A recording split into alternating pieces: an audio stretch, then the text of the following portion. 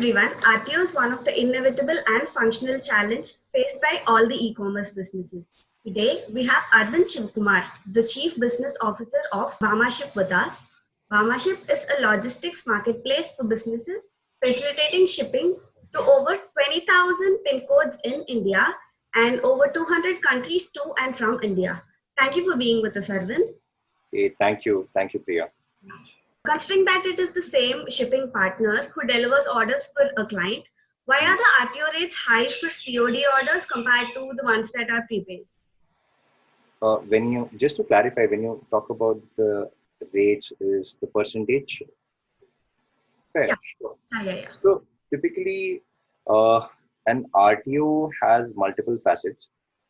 There are three factors that go behind any RTO. One is there is a buyer side challenge. Second, there is a shipper side challenge, and third is a carrier side challenge. While different carriers have different operational capabilities, which can impact how RTO is addressed.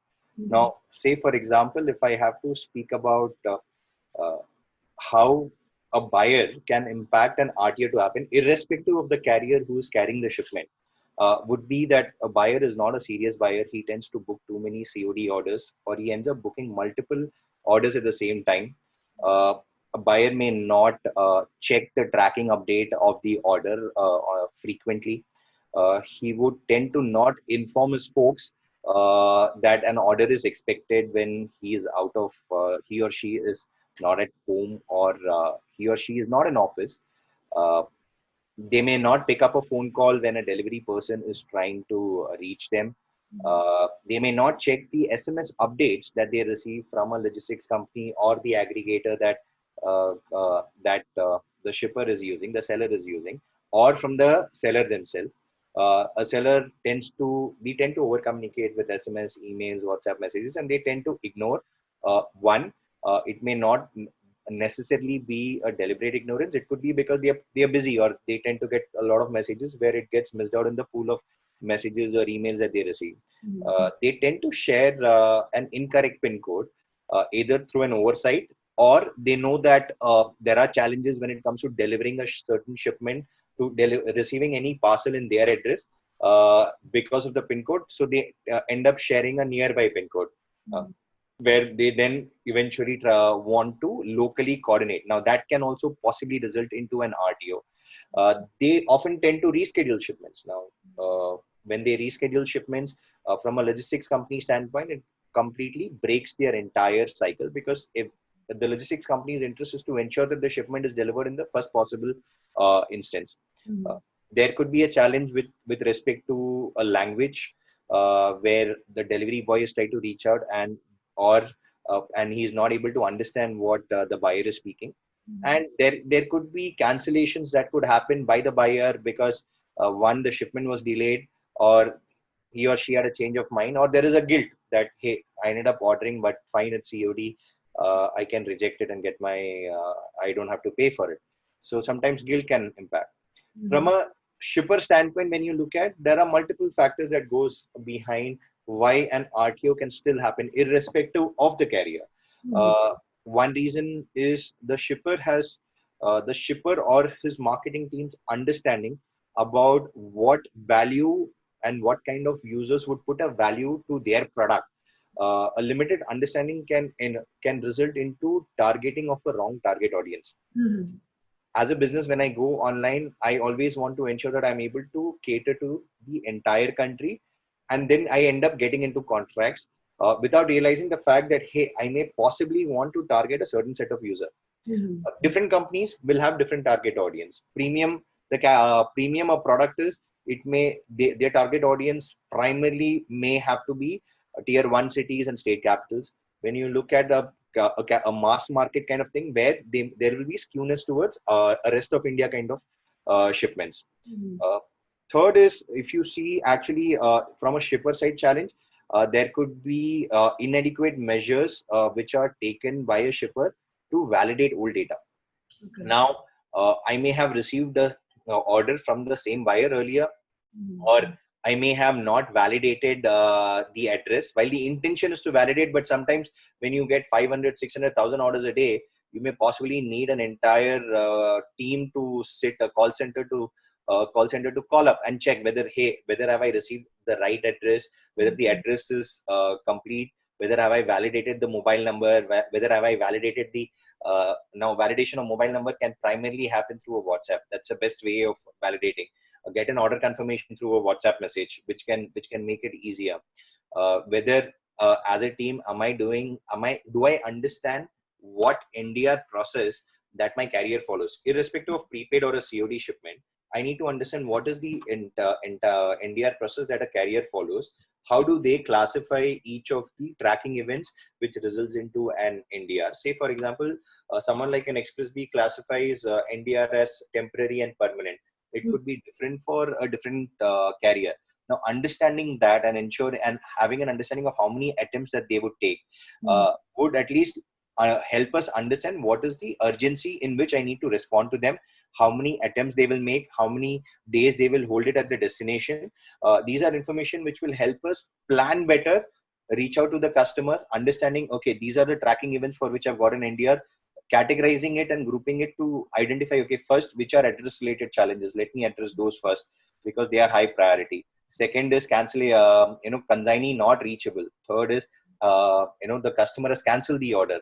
These are ways in which once you categorize and reach out to them and provide an authentic information, you will reduce an RTO. But inadvertently, because the number of cases are larger, teams tend to just blindly put a reattempt instruction. Then there are cases where communication. As a business, I communicate less. I do not communicate enough information about my product or about the tracking status of the shipment. And I do not possibly give a good tracking interface or an update to the customer, which can potentially result into an RTO of a shipment. Also, when I speak about address, I help getting an update whether it's a home address or a work address will have a direct correlation to the percentage of RTO. You can definitely look at saving RTO, reducing your RTO by few percentage, maybe in single digits, but it has a decent impact on the cost that you incur. Looking at tools who do a risk profiling of a buyer. Say, for example, Razorpay has this company called ThirdWatch. They have a wonderful dashboard and tool which helps us understand whether it's a high risk order or a medium risk order, and based on that, acting on that particular data to ensure before the order is processed. Then there are cases where my packaging of the product is, I do not use a branded packaging, which means if it's a plain packaging, a shipper, a field executive tends to get confused. There could be other plain packaged products which are lying in the warehouse, and they tend to get confused, which can delay the shipment as well. A delay has an impact on the RTO. Speaking about from a logistics company standpoint, there are multiple reasons. One, they don't have enough control on the field executive. Second, there are communication related challenges from the logistics company because one, they do not explain their NDR process to their shippers well. They don't give an update on what is the coverage of pin code, which is updated on a regular basis. What is the kind of service levels that they have, whether it's a direct service or they're using a franchise in a certain location. Whether what is the number of delivery attempts in every city that I do. Say, for example, a lot of carriers would do 2 rounds of delivery attempts in metro cities and tier 1 cities. And in other cities, they may just do 1 round of delivery. So which means then I can identify, okay, if they're doing 1 round of delivery, whether it's in the second half of the day or the first half of the day. Based on that, our communication to the carrier can be, which often a lot of e-commerce businesses miss out on that, which results into an RTO. Whether it's a prepaid or a COD doesn't matter. COD, the risk is higher because you've already shipped and you want to reduce, but not understanding this definitely has an impact. Improper TAT. Now, TAT definitely has a correlation because my interest can fade as a buyer if the TATs are longer. Then from a technology standpoint, now as a shipper, there are different companies have different technology. They have deployed different use cases. Now, say, for example, do I record conversation that a field executive makes to the buyer? Can I facilitate that to the shipper so that helps them understand whether the conversation is serious or not? Second is dependency on manual process for an NDR. Now, NDR as a process, the more you do manually, the results can be slower. At least the passing of information needs to be automated. Beyond which, then the success depends on how the coordination is. But at least half the battle is taken care of out there. And having a manual process, the probability of your RTOs are higher. A lot of carriers do not have a proof of visit in terms of geofencing, geolocation, or an image at the time when the field executive visited, or a telephonic conversation for that matter, what they have made to the buyer. There could be possibility of an SMS getting missed out by a carrier when the shipment is out for delivery, or a carrier not providing a contact detail in the SMS, which can possibly help the buyer to call up the person and update on when they would be available, or if there is any change of plan. Beyond which, there could be multiple reasons. But if you technically see a COD orders, typically for a carrier, whether it's a prepaid or a COD order, a shipment is a shipment. They have to prioritize when they pick up to when they deliver. The end result, when it's in the last mile, is where the impact is. And a lot of these factors play a role how a COD RTO can be higher. If I reach out to a wrong target audience, say a premium wear product is selling to a remote location in Uttar Pradesh or a Bihar, most likely the buyer may not be serious. It's not that I am discriminating. It is highly likely that the buyer is not serious. So it's better to validate it. If it's from the state capital or a district capital, there is a higher likelihood of that order being genuine. But here, having these validations will really help reduce the RTOs. There are a lot of myths and miscommunication on fake delivery attempts. Can you help us understand better and tell us what happens after the first delivery attempt fails? Okay, so essentially, after a first delivery attempt has failed, a carrier, they would update their tracking event and they would generate an NDR, which is called as a non-delivery report, and they would share it with their contracted party. Now, this contracted party could be an aggregator, or it could be the direct shipper themselves. What is important for the shipper is to understand, one, when they receive the NDR, they need to identify what is the tracking event for which this shipment was undelivered. See, for example, this shipment is undelivered where a customer has cancelled the order. Then they may have to validate with the customer. If possible, take a record the conversation with the customer if the customer is not cancelled or they have not received conversation, and provide that information back to your carrier. Now, if your carrier is an aggregator, or then they may typically have a dashboard where you can update the remark, whether you want to reattempt or you want to RTO the parcel, and give information in terms of if the customer has asked for a specific date of delivery, you can update that and send out. Based on this information, the aggregator will trigger a response to the carrier, or if you're providing this update directly to that carrier, it may hit their central data system, which will help them plan. What is important is to understand at what time is the cutoff for every carrier to do an attempt. For example, a lot of carriers, to do a same day attempt, they may not have an option to do a same day attempt when an NDR response is received. They will say, okay, my cutoff is 6 p.m. Whatever response you provide, I'll be able to plan and attempt deliveries the next day, beyond which it will be attempted on the subsequent days. So essentially, these are steps that go after the first delivery attempt fails. There could be different carriers have different attempt counts. Some have 2 attempt counts, some have 3 attempt counts. What is important is to work very closely with the carrier to ensure that your shipment is delivered, and as much information you provide, it will help in ensuring that in the second attempt the shipment is delivered. Okay, sure. So finally, how can e-commerce businesses reduce RTOs? Yeah, so I think there are a few things that e-commerce businesses can definitely do. Is they should implement tools and processes and mechanisms for validation of an order. They need to identify if a certain order is a risky order. They need to validate on the address and the contact details and the availability of the customer.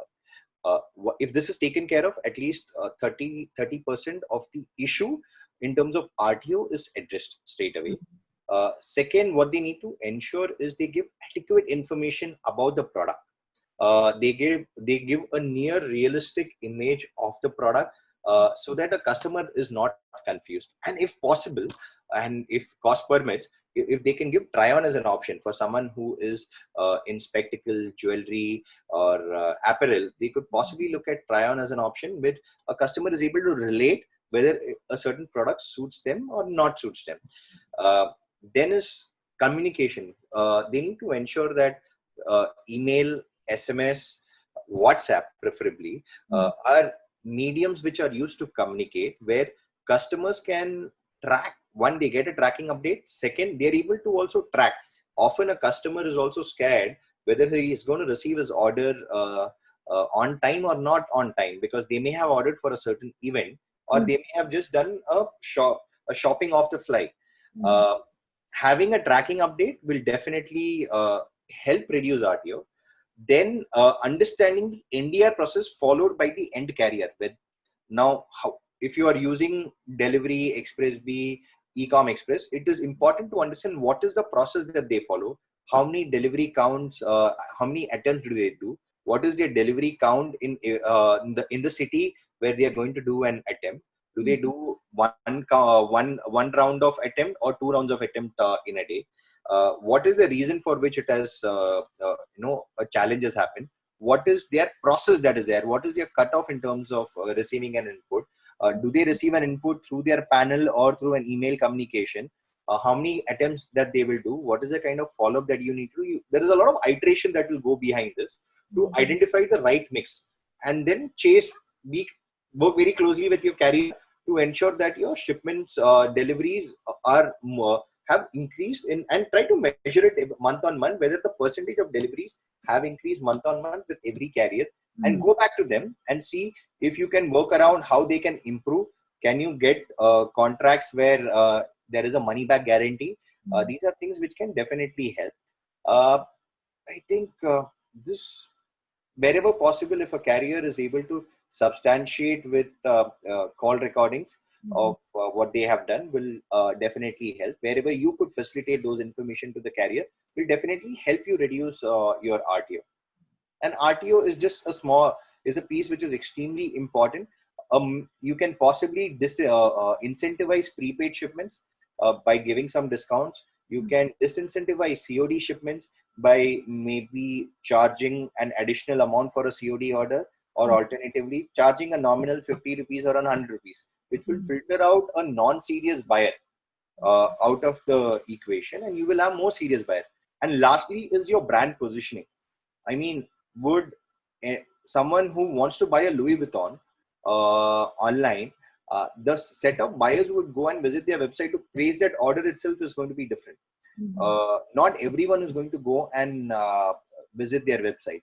So it's important that you do your positioning very well, and you're targeting it to the right audience, so that you're getting more serious orders. And you need to keep working closely with your marketing team as well to identify the right fit. Do a lot of iterations to reach the correct fit in terms of getting the right set of orders. I think this definitely helps in reducing RTOs.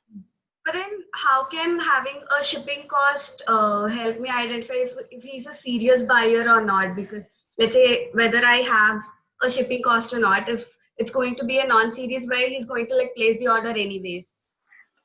Well, if it's a non-serious buyer, he can. What can possibly happen is if a shipping carrier is giving you a money back guarantee. In that case, you know that if it's a serious buyer, your cost is taken care of. A non-serious buyer is then shipping cost may not really have an impact. You will have to work around with your marketing and your data validation to iterate and maybe store that information and use it next time when you receive an order from the same buyer. Thank you so much, Arvind. We really appreciate your time and guidance. Thank you, Priya. Pleasure and happy to